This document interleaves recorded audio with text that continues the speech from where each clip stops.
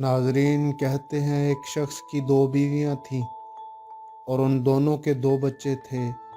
وہ شخص کہیں باہر گیا ہوا تھا۔ اتفاق سے ایک عورت کا بچہ بھیڑیا لے گیا۔ اس نے یہ سمجھ کر کہ خاوند اسی سے زیادہ محبت کرے گا جس کا بچہ ہو، دوسری عورت کے بچے پر قبضہ کر لینا چاہا۔ وہ عورت شور مچاتی تھی کہ میرا بچہ ہے اور دوسری کہتی تھی کہ میرا ہے۔ آخر یہ تنازع حضرت سلیمان علیہ السلام تک پہنچا۔ اس مقدمے کے فیصلہ کرنے میں بظاہر بڑی دقت تھی، لیکن خدا تعالیٰ نے ان کو ایک طریقے فیصلہ سمجھا دیا۔ انہوں نے کہا ایک تیز چھری لاؤ۔ چنانچہ جب چھری لائی گئی تو انہوں نے کہا اس مقدمے کا فیصلہ اس طرح پر کرتا ہوں کہ بچے کو ذبح کر کے دونوں میں آدھا آدھا تقسیم کر دوں۔ یہ کہہ کر چھری کو ایسے انداز سے پکڑا کہ گویا وہ ذبح کر دیں گے۔